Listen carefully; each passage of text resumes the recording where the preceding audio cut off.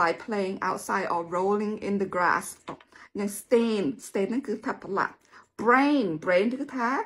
ខួរក្បាលរបស់យើង even though វាមាន br blending ខាងមុខប៉ុន្តែបងប្អូនឮ ai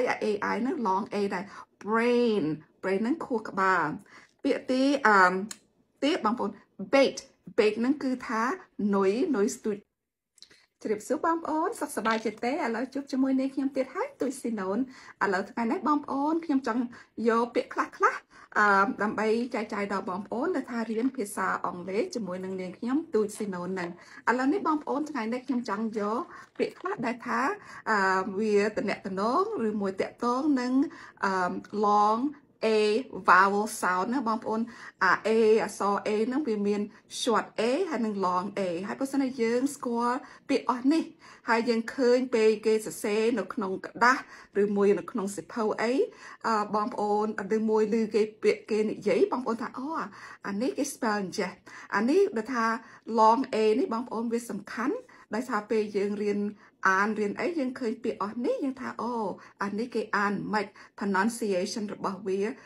មិនដែរដើម្បីឲ្យបងប្អូនចេះមើលពាក្យទៅ pronounce ពាក្យអស់នេះឲ្យត្រូវហើយពាក្យណាដែលថាមើលទៅស្តៀងពាក្យហ្នឹងបងប្អូនឥឡូវ long a vowel sound បងប្អូនឥឡូវខ្ញុំគ្រាន់ចង់ប្រាប់ថា long a vowel sound is the sound that you hear in the middle of the word such as the word bake ហ្នឹងគឺថាពេលយើងដុតនំប៉័ងអាំងនំប៉័ងឯណាបងប្អូន you bake a bread or you bake a cake bake អាហ្នឹងគឺថាមានអក្សរ a នៅខាងកណ្ដាលហ្នឹង even though អក្សរវាពេញតួទាំងអស់ b ហើយនឹង a k e ដល់ពេលយើង pronounce វា bake ហើយហ្នឹងគឺថា long a ដោយសារសំឡេង vowel sound បងប្អូនស្រៈហ្នឹងវាវែង okay now these are the words ហើយពាក្យអស់នេះដែលខ្ញុំនឹងចែកចាយដល់បងប្អូនគឺថា long a sound okay ទី1 paste នេះដូចថាពេលយើងស្អីក៏ដែរបងប្អូន for example you can eat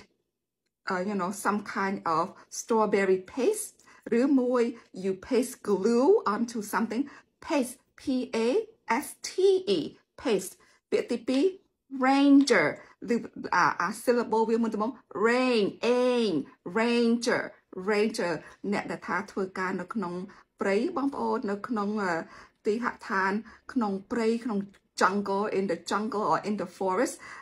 those are the rangers មួយទៀត cake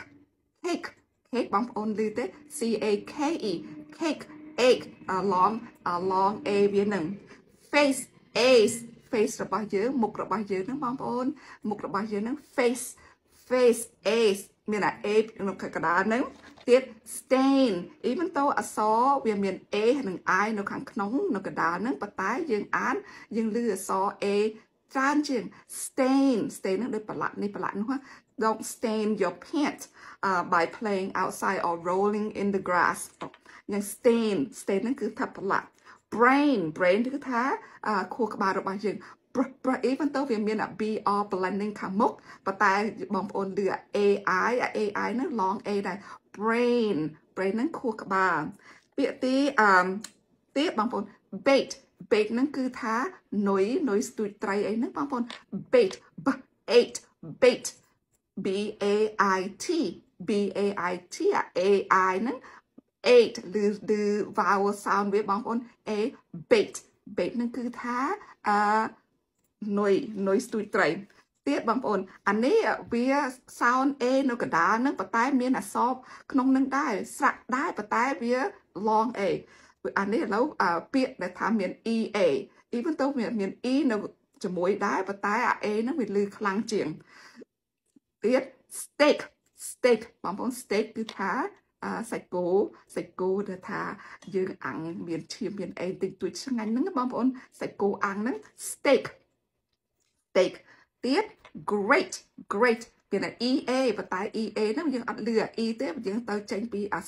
យក long a ទៅវិញ great oh he is such a great person great ហ្នឹងថាល្អអស្ចារ្យឬមួយបើសិនជាយើងចង់និយាយថា it's a great lake lệch được thắng số một thông thềnh great nên chứ ai bỏ phải thả thông rồi môi ở cha các bạn này great tiết bóng ôn break break b r e a k anh nói được thả bài bạc a nên nói nữa bóng ôn break oh don't break your legs because if you are not careful you're gonna break your legs rồi môi break thả bây giờ miền vacation bây giờ thuê ca rồi môi giờ sắc xa ấy nó bóng ôn hay dừng mình break in between là nó đôi vacation tụi tại mà tết bị 7 ngày ấy nó cái thà